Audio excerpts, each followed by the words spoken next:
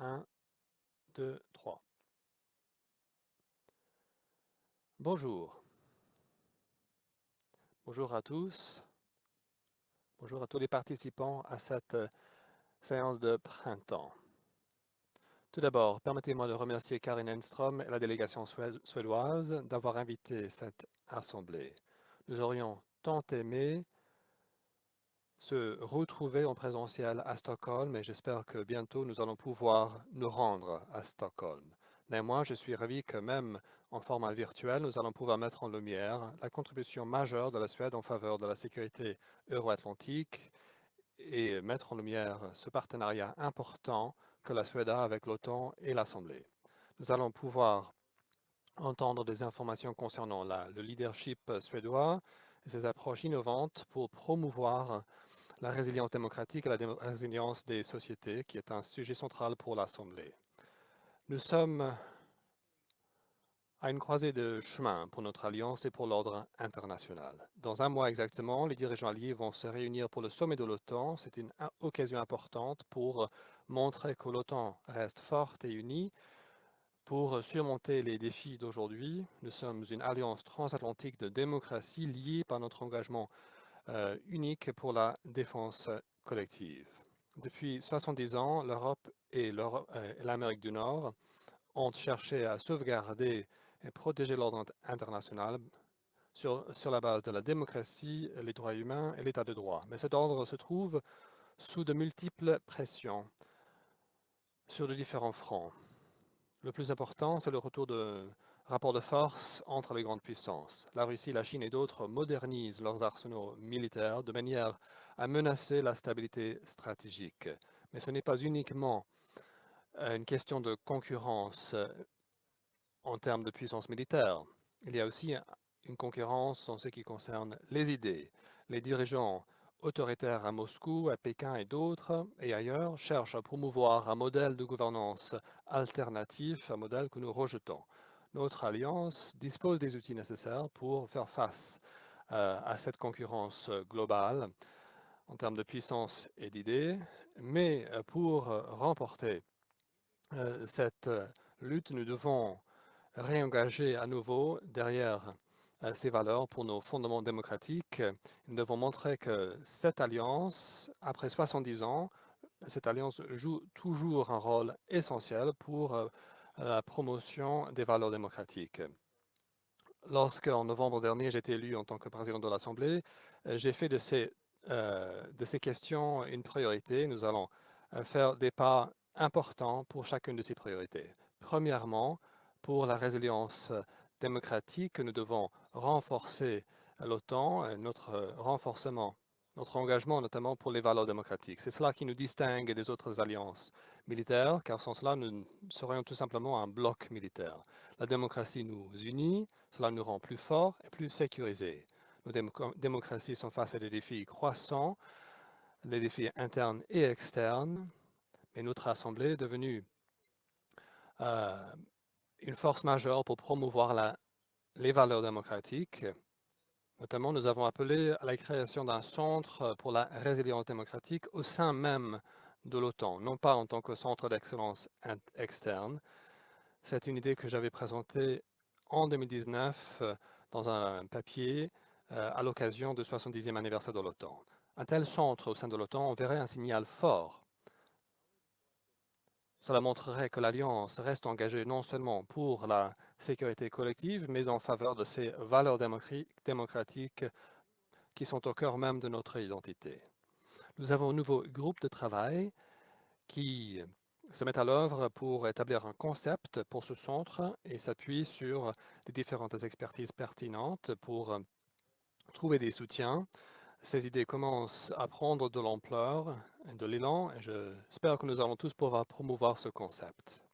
Lundi, j'espère aussi pouvoir renommer notre commission sur la dimension civile de la sécurité pour que cette commission s'appellera désormais Commission pour la démocratie et la sécurité, ce qui montrerait notre engagement et ce lien direct entre la démocratie et la sécurité et montre que nous sommes prêts à jouer un rôle moteur à cet égard. La deuxième priorité, ce sont nos relations transatlantiques. L'Assemblée a joué un rôle important pour maintenir ce lien transatlantique et ce, pendant des périodes difficiles. Nous avons maintenant l'occasion d'ouvrir un nouveau chapitre dans ces relations transatlantiques et de renforcer le rôle de l'OTAN comme institution qui incarne le lien transatlantique. L'Assemblée va travailler avec chacun d'entre vous pour renforcer ce lien et de renforcer l'élan. Nous avons fait preuve d'engagement, d'agir ensemble lorsque nous avons pris ensemble la décision de retirer nos troupes de l'Afghanistan. Lorsque, le 12 décembre 2021, l'article 5 a été invoqué pour la première et unique fois dans l'histoire de l'OTAN, c'était la manifestation suprême de la solidarité. Et nous avons porté ce fardeau ensemble depuis. Il est donc tout à fait approprié que nous retirions ensemble au 20e anniversaire du 11 septembre. Mais se retirer de l'Afghanistan ne veut pas dire que l'on baisse la garde face au fléau du terrorisme. Au contraire, cela nous permettra de nous concentrer sur la menace terroriste qui évolue et sur d'autres défis.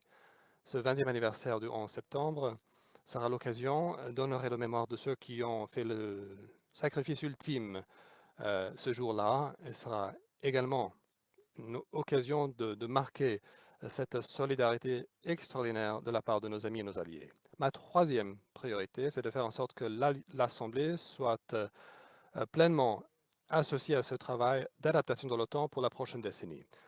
Le sommet de l'OTAN va concrétiser les recommandations pour le processus OTAN 2030 et lancera un nouveau concept stratégique. Avec la déclaration 460 sur l'OTAN 2030 adoptée en novembre dernier, notre Assemblée a identifié les défis et commencé à esquisser une vision d'avenir pour l'adaptation de l'OTAN, et ce, en se basant sur nos valeurs démocratiques et notre unité transatlantique. Dans cette séance, nos commissions vont pouvoir travailler sur ces propositions sur la base de rapports excellents, et nous allons nous réunir à nouveau juste avant le sommet pour porter notre contribution et de porter nos messages directement aux dirigeants alliés. Après le sommet, nos parlements et l'Assemblée doivent être pleinement associés à la révision du concept stratégique de l'OTAN afin de faire face aux défis et aux priorités d'aujourd'hui et de demain. Permettez-moi de m'arrêter quelques instants sur deux défis qui doivent être des priorités pour notre Assemblée. La Russie. Si nous acceptons l'annexion illégale en utilisant la force de la Crimée, eh bien, dans ce cas-là, nous avons tout simplement des différends sur le territoire. Nous devons répéter sans cesse que nous n'allons jamais reconnaître l'annexion illégale et par la force de la Crimée par la Russie. Notre Assemblée a créé un groupe de soutien informel pour la plateforme pour la Crimée et je sais que ses membres vont faire de leur mieux pour s'assurer que nous ayons toujours une position forte et ferme en ce qui concerne la Crimée. De même, nous devons soutenir nos amis géorgiens pour dénoncer l'occupation russe de parties de la Géorgie et pour affirmer notre soutien pour l'indépendance de la Géorgie et son intégrité territoriale face à l'agression russe. Le deuxième défi, c'est la Chine. Nous étions nombreux à penser, lorsque la Chine a engagé des réformes économiques pour s'ouvrir au capitalisme, que les idées de libéralisme et des Lumières allaient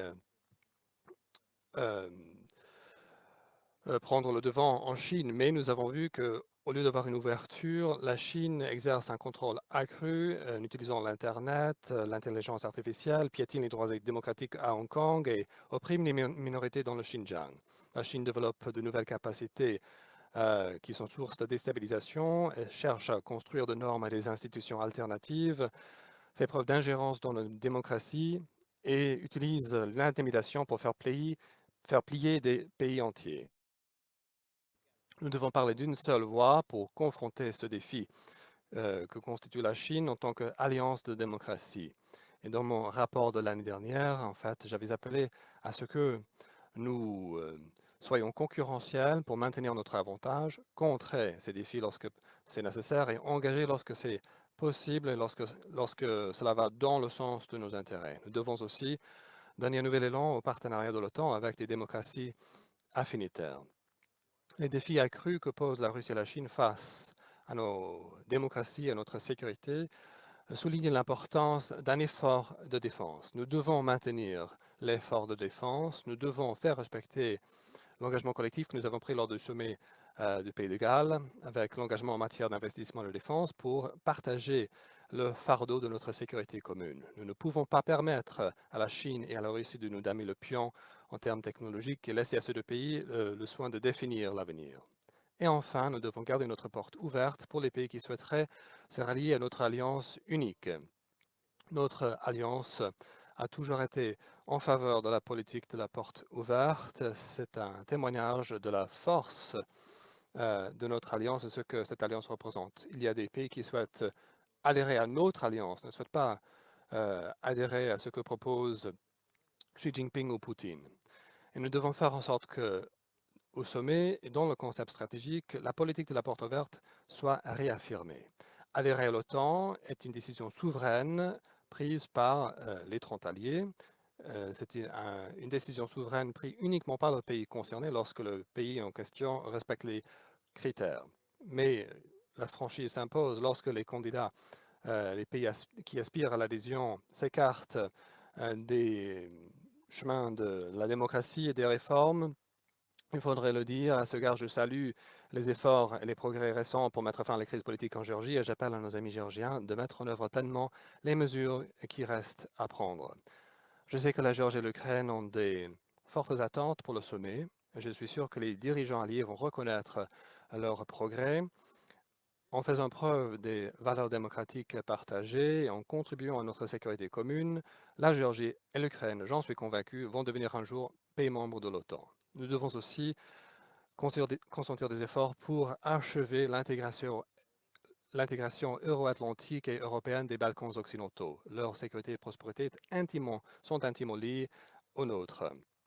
J'espère que ces propos vont encadrer les débats pour les prochains jours, pour faire face aux défis d'aujourd'hui et pour fixer le cap de l'Alliance sur base de solidarité et unité, et ce, ancré dans nos valeurs démocratiques communes. Je suis ravi d'avance de nos discussions et sans plus attendre, je donne la parole à Karin Enström, notre hôte et présidente de la délégation suédoise. Karin, vous avez la parole.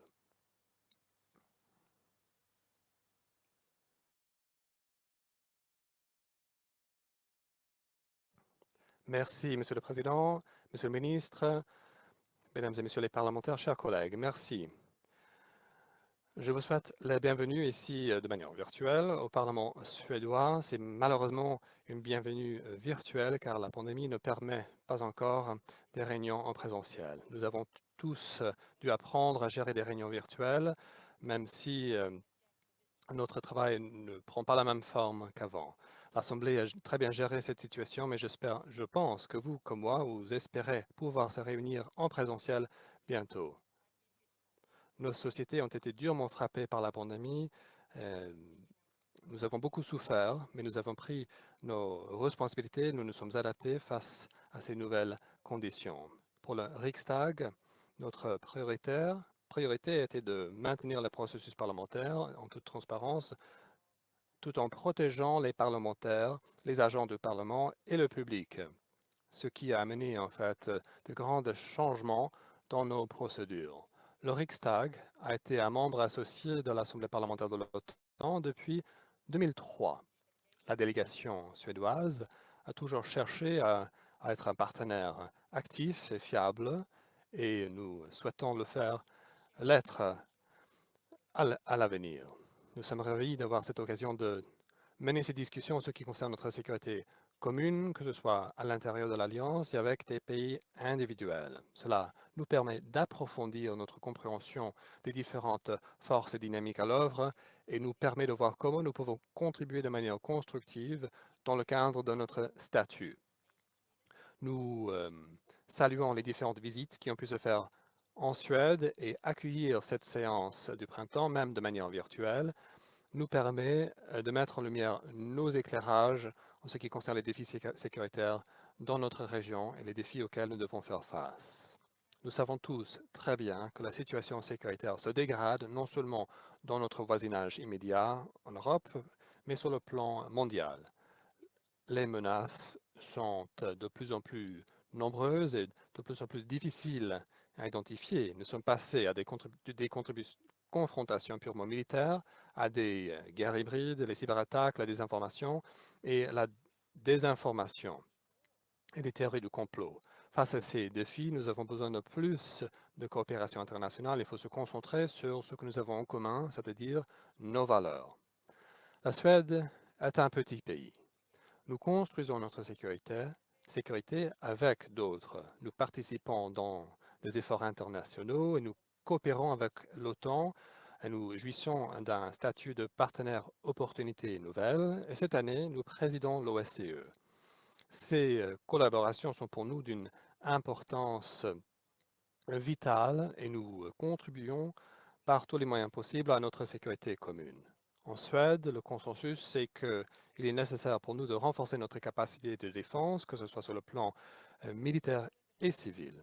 Depuis un an, nous travaillons d'arrache-pied sur notre programme de défense totale 2021-2025. Nous avons pris la décision sur un objectif général pour la défense totale ainsi que de nouveaux objectifs pour la défense militaire et la défense civile. Selon cette décision, l'objectif général pour la défense totale sera d'avoir la capacité de défendre la Suède contre une attaque armée et de protéger notre sécurité, liberté, indépendance et liberté d'action. Il sera possible de maintenir les activités dans le domaine de la défense totale sur le plan individuel ainsi qu'avec d'autres, que ce soit à l'intérieur du territoire national et à l'extérieur. Nous sommes en effet en train de renforcer nos capacités afin de faire face à une gamme de menaces plus vastes. Ces décisions vont déboucher sur des renforcements importants dans notre défense d'ici 2025 et des améliorations en termes des capacités. Notre ministre de la Défense, M. Hultqvist, aura l'occasion d'approfondir ces notions lors de son intervention. En septembre cette année, nous allons marquer le centenaire de la démocratie suédoise. C'est il y a 100 ans que nous avons mis en place le suffrage universel. Le Riksdag commémore cet anniversaire pendant cette période électorale. C'est un anniversaire qui nous fait réfléchir et nous rappelle que les valeurs démocratiques dans nos sociétés doivent être protégées. Mes collègues dans la délégation suédoise et moi-même, nous attendons avec impatience des discussions dans les jours à venir dans cette séance virtuelle. Sur ce, je vous souhaite à nouveau la bienvenue et je vais maintenant céder la parole au ministre de la Défense, M. Peter Hultqvist. Le ministre de la Défense Hultqvist est ministre de la Défense depuis 2014. Il est membre du Parti social-démocrate suédois. Il est parlementaire depuis 2006. Il présidait la Commission sur la Défense de 2011 à 2014. Le ministre est membre du Conseil national du Parti social-démocrate suédois. Avant d'être membre du gouvernement, M. Hultqvist était un membre du conseil municipal de Borlänge depuis 17 ans. Je souhaite maintenant la bienvenue au ministre. Monsieur le ministre, vous avez la parole.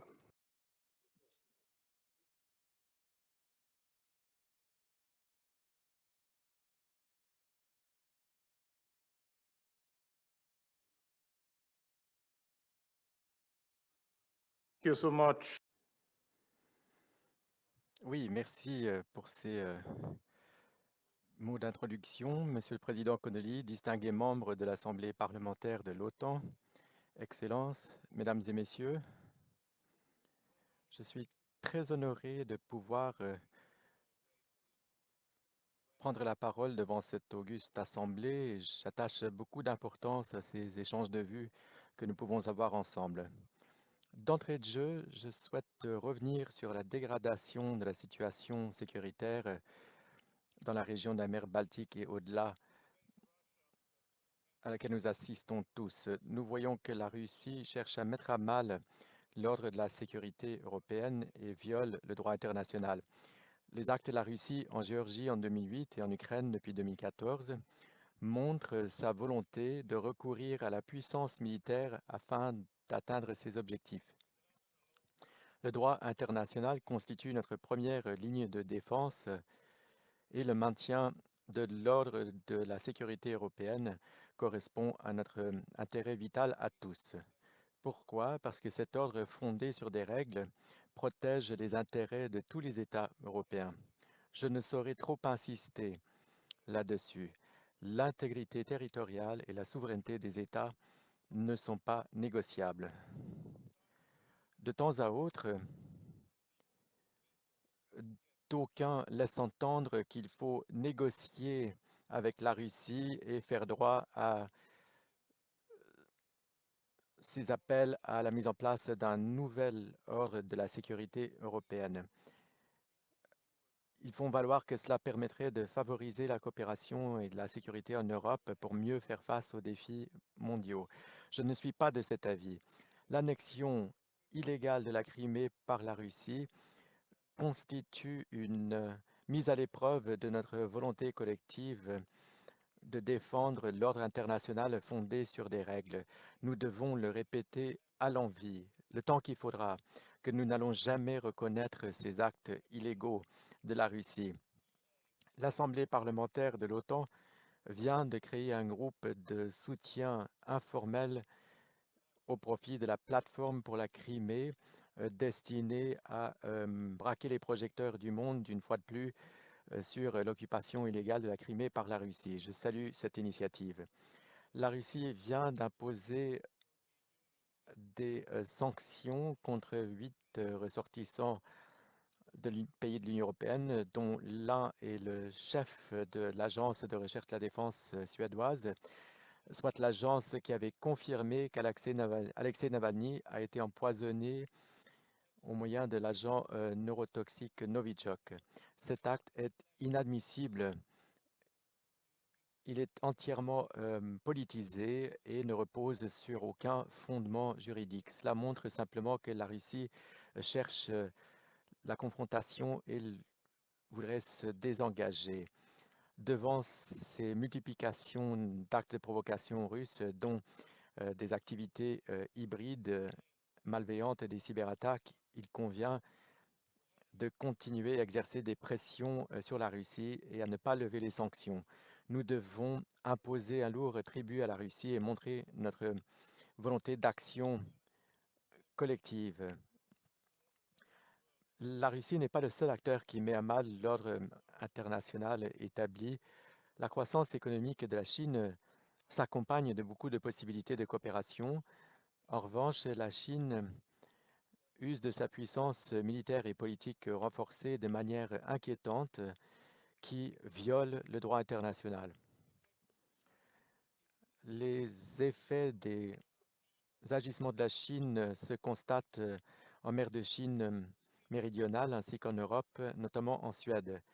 Les services de renseignement suédois indiquent que le renseignement provenant du dispositif de renseignement chinois se compare désormais à celui de la Russie, même si la menace n'est pas tout à fait de la même nature.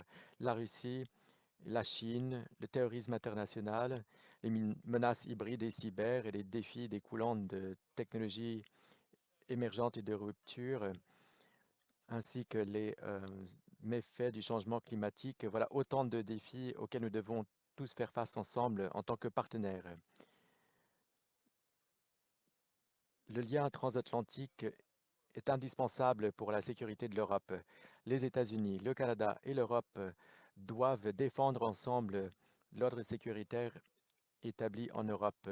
Je reste convaincu que si nous sommes solidaires, nous pourrons sauvegarder la paix, mais l'Europe doit davantage assumer la responsabilité de sa sécurité et de sa défense. Les initiatives de défense de l'Union européenne permettent de renforcer les capacités des États membres de se défendre et se veulent complémentaires par rapport aux initiatives de l'OTAN, et tout cela sert à renforcer le lien transatlantique. Il s'agit d'un partage du fardeau transatlantique. La Suède n'est certes pas membre d'alliances militaires, mais nous renforçons notre sécurité de concert avec nos partenaires. Nous restons convaincus que les menaces contre la paix et la sécurité peuvent être contrées au mieux si nous collaborons avec d'autres pays et organisations. En décembre 2020, le Parlement suédois a pris une décision sur l'axe d'évolution de notre secteur de la défense au cours des 5 années à venir.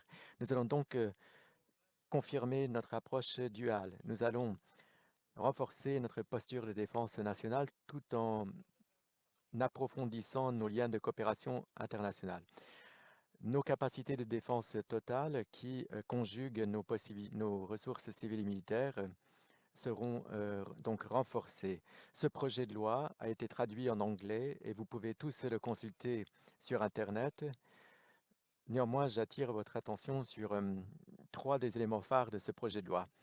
Tout d'abord, le budget de la défense de la Suède passera de 6,2 milliards de dollars US en 2020 à quelques 9,2 milliards de dollars US en 2025, soit l'augmentation la plus importante de l'effort de défense de la Suède depuis 70 ans. Deuxièmement, nous renforcerons notre présence militaire dans tout le pays, du sud au nord. Voilà qui indique haut et fort à notre population ainsi qu'à nos partenaires notre volonté de mieux assumer nos responsabilités, notamment à l'échelle régionale. Troisièmement, nous allons continuer à renforcer nos liens de coopération internationale. Nous allons approfondir nos liens de coopération en matière de défense avec la Finlande. Cela passe notamment par la planification d'opérations conjointes.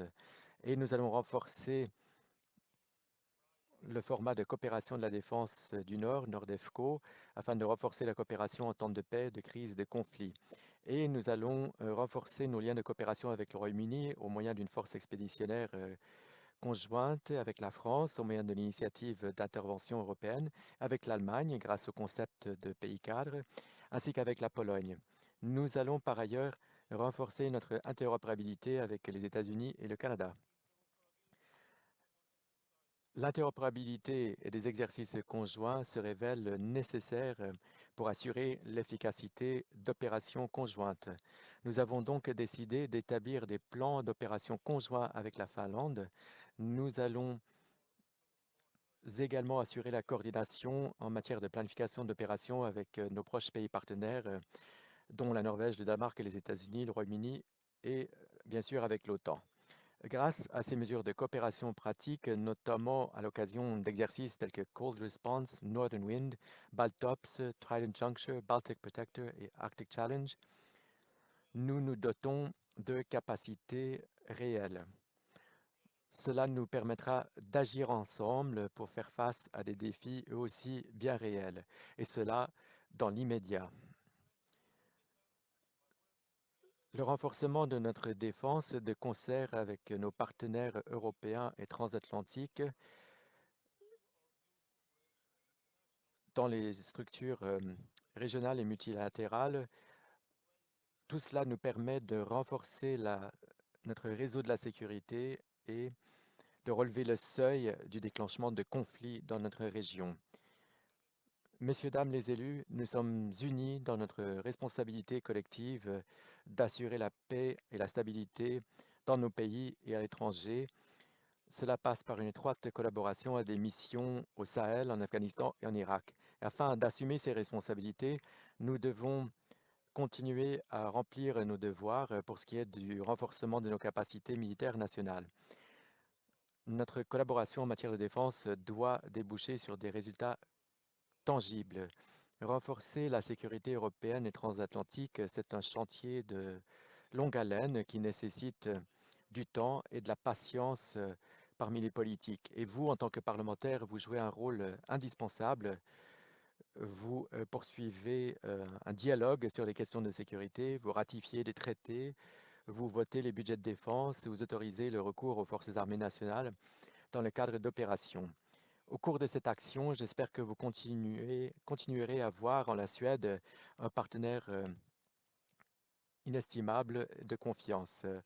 Merci. J'attends vos questions. Monsieur le ministre, je me félicite de ces propos de votre part. Quel tour d'horizon tout à fait d'actualité. je vois que l'action de l'Alliance et de la Suède convergent pour ce qui est de notre vision des défis qui sont les nôtres à l'échelle mondiale. Et tout cela m'encourage au plus haut point. Je vous remercie infiniment pour ces propos liminaires au nom de toute l'Assemblée. Et vous avez bien voulu qu'on vous pose quelques questions. Ruxandra, qui demande la parole? Oui, tout d'abord, Monsieur le Président, nous avons le vice-président Attila Mesterházy de la Hongrie, ancien président de l'Assemblée. Attila. Bonjour, merci. Merci pour cette analyse percutante, Monsieur le ministre. Je pose une question sur les réseaux 5G. Il y a eu un débat très animé en Suède entre le gouvernement et le PDG d'Ericsson. Qu'en est-il de ce débat? Quelle est la position du gouvernement suédois?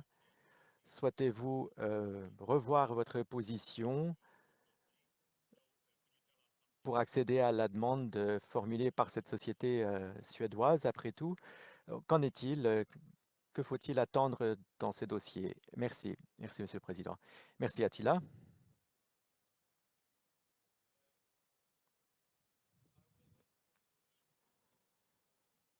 C'est une question d'importance, certes. Je ne vais pas trop m'y attarder. Par contre, je dois vous dire qu'il y a des menaces pour notre sécurité en ce qui concerne la 5G et nous allons entamer un nouveau projet d'acquisition. Nous devons avoir la certitude de savoir qui aura la responsabilité de nos réseaux de télécommunications. Certains régimes autoritaires voudraient s'immiscer dans ces systèmes. Alors, la sécurité de la Suède revêt la plus grande importance et nous allons vouloir maîtriser entièrement tous ces systèmes. Voilà, je ne saurais le formulaire de manière plus claire et je crois que vous avez bien compris. Merci, Monsieur le Ministre. Ruxandra? Oui, nous avons Philippe Michel Kleisbauer, chef de la délégation française par intérim. J'espère que vous m'entendez, mes chers amis. We can. Yes. Yes, great. Thank you, dear President. Merci, Monsieur le Président. Et Monsieur le ministre de la Défense, bonjour et merci de nous accueillir. Permettez-moi aussi de saluer votre prédécesseur, Karin Enström, que j'ai eu la chance de recevoir à Paris, de rencontrer aussi lors de mes déplacements en Suède, et de l'avoir reçu avec une délégation de députés suédois il y a 2 ans, afin de parler et d'être auditionné sur l'élaboration d'une revue stratégique de défense et de sécurité nationale, comme nous l'avons fait en France. Et je souhaitais donc avoir des précisions de votre part, s'il vous plaît, sur ce qu'est devenu ce projet de revue stratégique et peut-être est-ce que ça a permis d'élaborer votre programme de défense 2021-2025.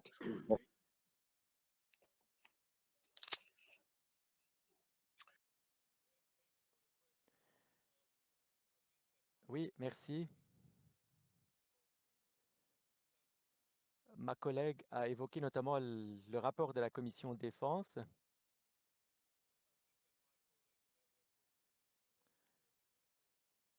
Elle vous a parlé du rapport de la Commission Défense du Parlement suédois. Et ce rapport fait état de tout un volet d'analyse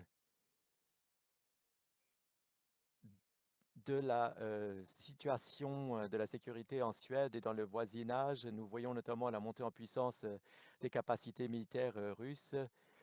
Nous voyons la Russie multiplier les exercices. Nous revenons dans ce rapport sur la guerre en Géorgie en 2008 et l'annexion de la Crimée en 2014. Et j'évoquais la nécessité d'investir davantage dans les capacités des 3 armées. Il y a aussi la nécessité de multiplier les exercices et de privilégier aussi la coopération internationale, cette approche à 2 voies que nous avons définie. Et en décembre dernier, le Parlement suédois a décidé à la majorité de lancer cette stratégie. Et voilà le résultat concret de ce travail qu'elle vous a présenté. Je me félicite donc d'avoir désormais la capacité, grâce à cette décision, de renforcer nos capacités. On nous a conféré le mandat d'approfondir notre collaboration avec d'autres pays. Merci, Monsieur le Ministre. Merci, Philippe, pour cette question. Ruxandra? Oui, ensuite, nous avons Oyars Erikskonings de la Lettonie. Oui, bonjour à tous. Très heureux de vous voir, Monsieur le Président. Je salue tout d'abord Karine, amie de longue date. J'aurais bien voulu pouvoir vous rencontrer en personne, mais je crois que dans un proche avenir, ce sera à nouveau possible. Bien sûr, la Suède est un pays ami indéfectible des pays baltes depuis 30 ans, et bien sûr, nous souhaiterions que la Suède soit membre de l'OTAN, mais finalement, ça ne change rien à vos contributions à la défense à l'échelle régionale, et nous avons déjà une coopération très intense avec la Lettonie notamment, comme vous l'avez bien expliqué. Karine a évoqué la diversité des menaces et toute la problématique des moyens de communication que vous avez évoquée. Et au cours de la pandémie, nous avons vu à quel point nous dépendons d'Internet et des communications téléphoniques mobiles et des perturbations et du chaos qui pourraient être provoqués par la défaillance de ces moyens. Au cours de la plus récente édition de l'exercice Zapad en Russie, il y a eu une panne des réseaux téléphoniques en Suède, et cela, ce serait le fait d'expériences de bâtiments russes dans la région qui faisaient des expériences avec ces technologies. Est-ce que vous avez tiré des enseignements de ces perturbations avec la perspective de l'édition de 2021 de l'exercice Zapad, sachant que la Russie a renforcé notablement ses capacités entre-temps? Donc, je vous invite à vous prononcer sur cette question très pertinente pour la sécurité de la région. Oui, merci en effet pour la question. Et voilà, j'exerce ces fonctions depuis 7 ans, et de temps à autre, des informations me parviennent selon lesquelles les Russes perturbent nos réseaux de communication, surtout à l'occasion d'exercices militaires. Voilà, on n'y échappe pas. Et nous devons mieux nous préparer et enrichir nos connaissances ainsi que nos compétences technologiques afin de pouvoir mieux défendre nos systèmes, afin que nous puissions profiter de systèmes fiables devant des actes de guerre hybride dans des zones grises ou des conflits quand des acteurs malveillants cherchent à saboter nos réseaux de télécommunications. La Suède s'efforce sans cesse de s'améliorer et de renforcer ses capacités cyber. Nous cherchons à renforcer sans cesse nos réseaux de communication, mais tout cela doit se faire également à l'échelle internationale. En Suède, nous avons des liens de coopération avec la Finlande notamment, et nous sommes disposés à renforcer ces systèmes pour renforcer nos capacités.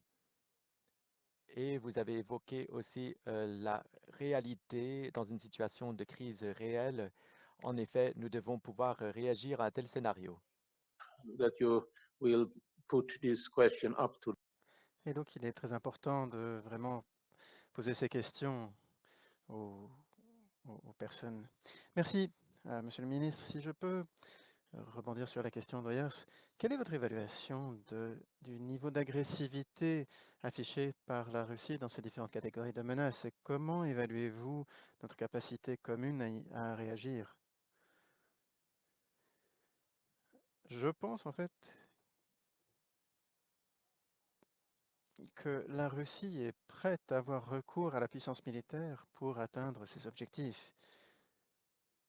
Je pense que cela est très fortement lié à la situation. Si on regarde ce qui se passe au Bélarus, par exemple, ils ont exercé des pressions de guerre locale, des combats, des contacts locaux et toutes sortes de menaces. Et ils se sont vraiment immiscés dans les développements politiques au Bélarus. Pour l'instant, ils n'ont pas dû utiliser directement la puissance militaire, mais ils ont pleinement accès au Bélarus s'ils le souhaitent et pourraient avoir recours aux instruments militaires.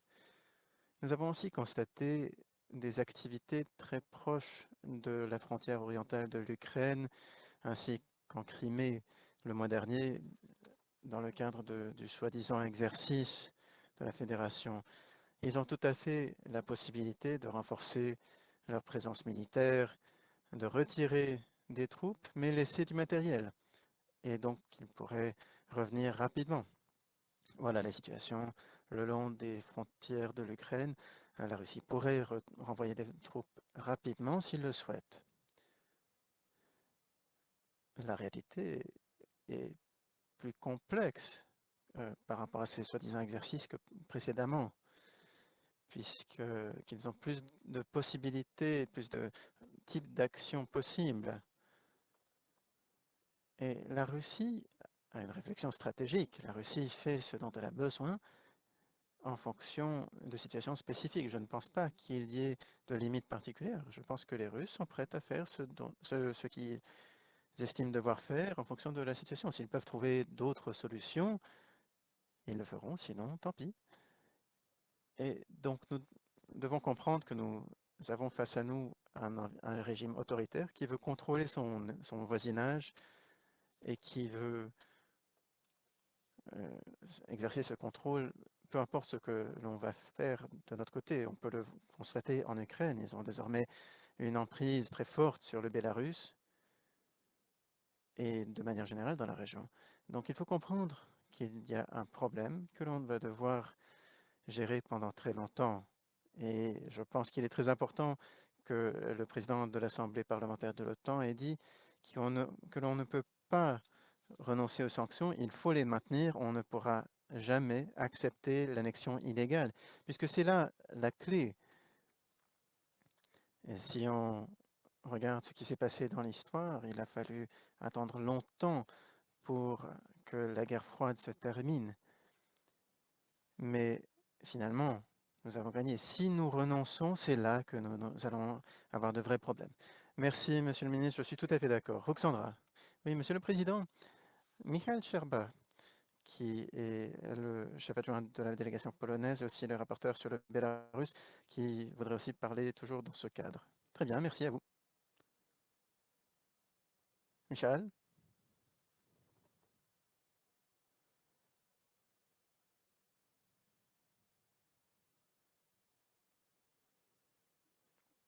Michael, on ne vous entend pas. Essayez une fois de plus pour voir si on peut vous entendre. Michael, je regrette, mais apparemment on ne vous entend pas. Essayez. Non, toujours pas.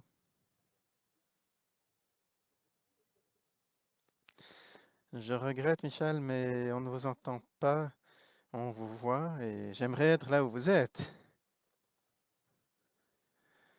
On va peut-être donner la parole, Monsieur le Président, à la personne suivante et puis revenir à Michal. Tom Vandenkedeler, chef de la délégation du Parlement européen à l'Assemblée parlementaire de l'OTAN. Bienvenue.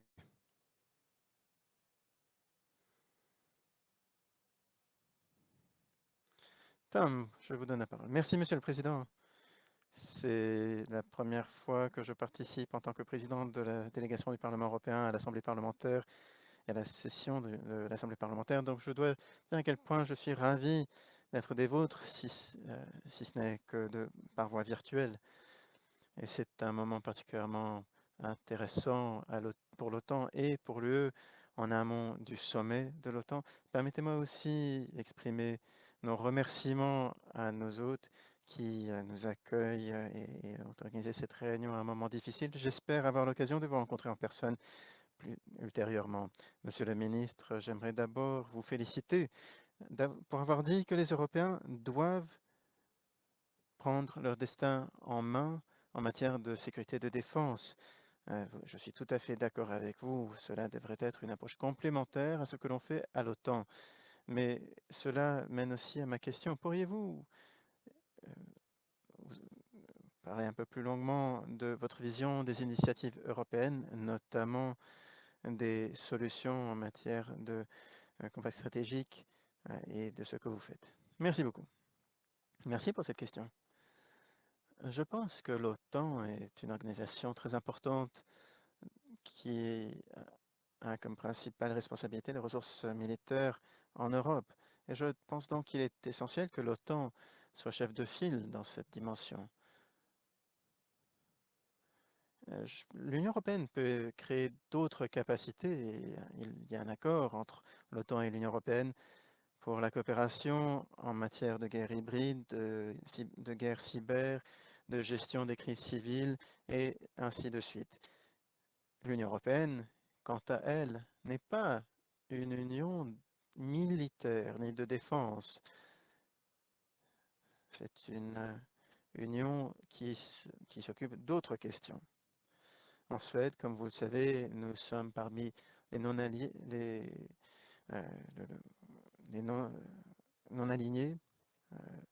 mais nous travaillons à travers des accords avec l'OTAN et d'autres. Et nous avons aussi cette activité à travers le programme Nouvelles Opportunités avec l'OTAN, et cela fait partie intégrante de notre sécurité. Nous faisons aussi partie du programme EI2, ainsi que différentes opérations internationales, car quand on travaille aux côtés d'autres pays qui sont membres de l'OTAN, on peut aussi constater le lien transatlantique très puissant. Et on sait aussi que si on poursuivra notre participation dans ces opérations internationales, nous pourrons réellement contribuer lors d'une situation de crise réelle. Mais il est aussi important de pouvoir contribuer dans une situation où on peut avoir des difficultés dans les pays scandinaves ou en Europe. C'est aussi très important. Donc, je pense que notre stratégie principale est de renforcer l'ensemble de ces liens qui existent, qu'ils soient multilatéraux ou bilatéraux, avec d'autres organisations. Et nous participons également à la coopération en matière de défense, aussi autour des questions industrielles au sein de l'Union européenne. Mais nous ne souhaitons pas que l'Union européenne se transforme et ne soit plus complémentaire avec l'OTAN. C'est vraiment quelque chose de très important. L'Union européenne et l'OTAN doivent être complémentaires. Merci, Monsieur le ministre. Et je pense qu'il est aussi très important de rajouter que nous essayons encore de garantir que tous les membres de l'OTAN respectent et atteignent l'engagement pour la défense fixé à 2% lors du sommet du Pays de Galles. Et donc, pour avoir des engagements en matière de défense supplémentaires, il faut déjà avoir atteint le premier engagement. Et je suis d'ailleurs très encouragé par vos remarques, sachant que la Suède fait les principaux engagements en matière de défense depuis bon nombre d'années.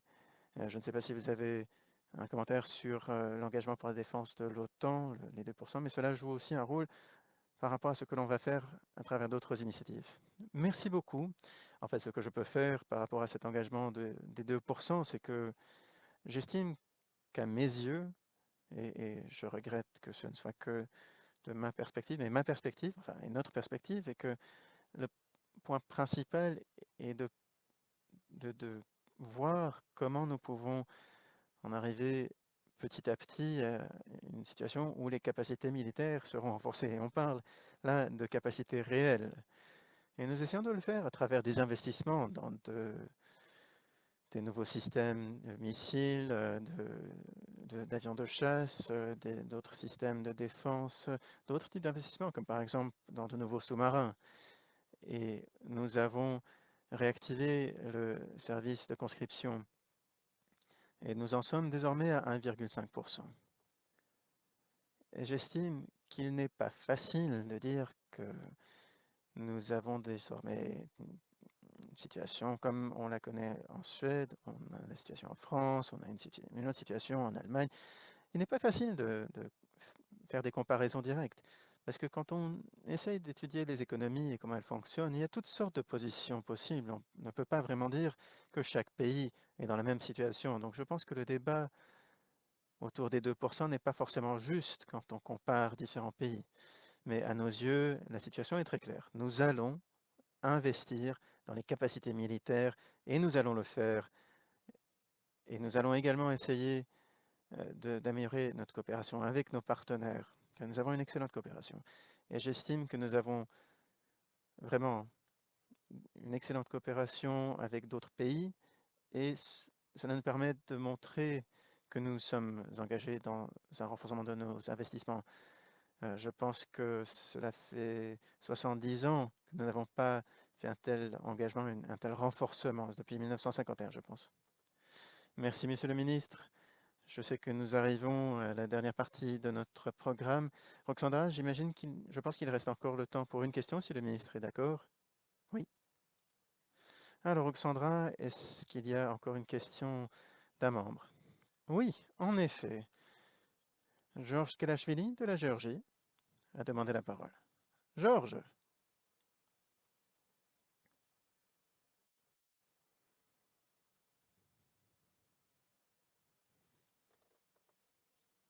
Bonjour. Vous me voyez, donc bonjour, Monsieur le Président, bonjour, Monsieur le Ministre. Je suis un nouveau député au Parlement géorgien et je suis membre de la Commission pour la défense et la sécurité. Je serai concis, donc je suggérerai, comme nous l'avons entendu, que la région de la mer Noire devient rapidement un axe critique par rapport à la communauté transatlantique. Et donc ma question au ministre et aussi au président, si vous voulez bien, c'est si nous ne pouvions pas concevoir de mesures plus pratiques pour renforcer la coopération officielle dans le bassin de la mer Noire entre les membres de l'OTAN qui sont présents dans la région, ainsi qu'avec la Géorgie et l'Ukraine. Je fais référence aux opérations de l'OTAN, mais aussi en termes plus généraux, par exemple à travers l'Assemblée parlementaire de l'OTAN. Sinon, on ne pouvait pas créer un groupe de travail ou une plateforme permettant d'intégrer non seulement les alliés, mais aussi la Géorgie et l'Ukraine. Merci. Monsieur le ministre, merci pour cette question. Je me suis rendu en Géorgie et j'ai trouvé cette visite, ce voyage vraiment très intéressant.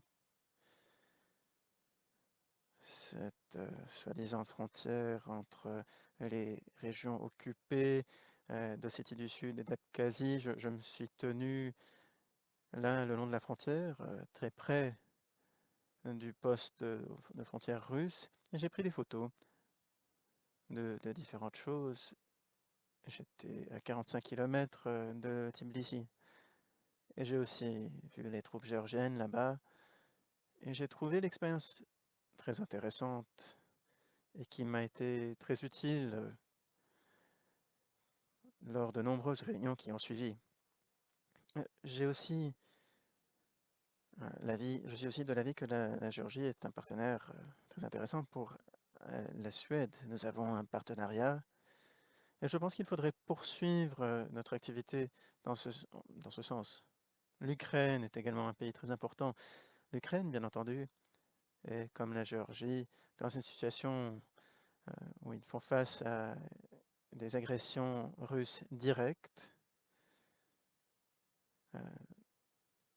la Russie étant un voisin des deux pays. Avec l'Ukraine, nous avons un projet qui s'appelle Unifier, unificateur. Nous avons aussi des projets de déminage.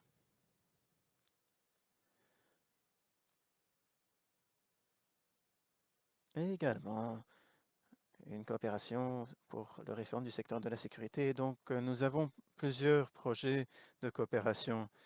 Je pense que ce qui est capital, et ce dont on pourra parler à l'avenir, c'est si nous pourrions organiser des exercices conjoints d'une manière ou d'une autre. Nous avons participé à des exercices en Ukraine, par exemple l'exercice Sea Breeze.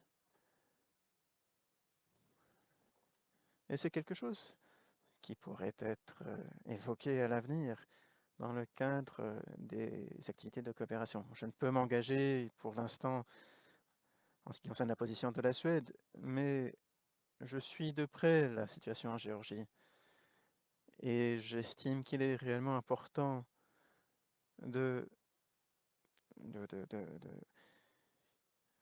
braquer les phares de la communauté internationale sur ce qui se passe en Géorgie.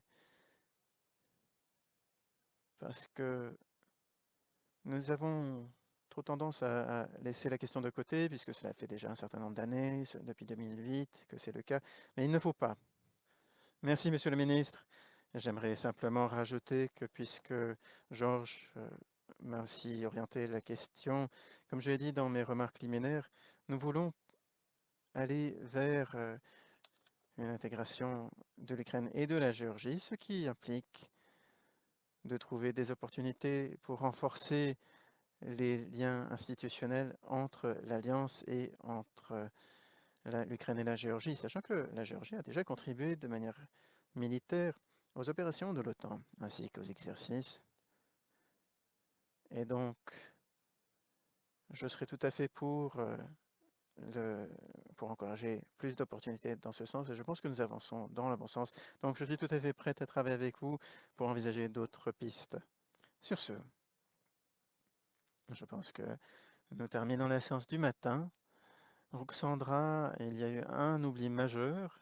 J'ai oublié de dire, après mes remarques liminaires, que la session du printemps est officiellement ouverte.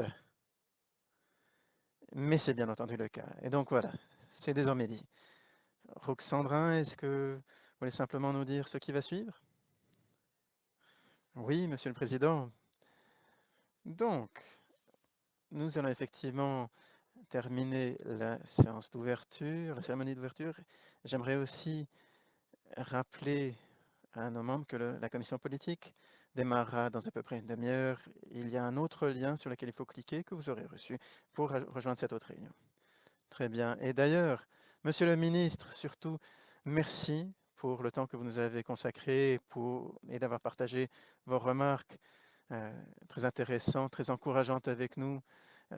Merci, Karina, d'avoir présenté le ministre et d'être la chef d'une délégation très engagée de la Suède. Et nous espérons vraiment pouvoir nous réunir en personne d'ici peu. Merci. Merci à vous.